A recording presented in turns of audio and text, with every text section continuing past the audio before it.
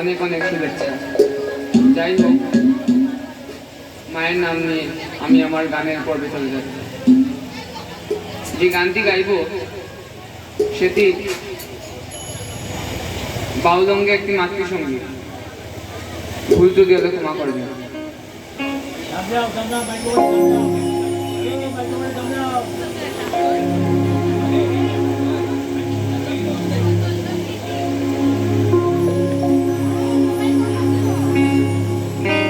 একবার ভবের বোঝা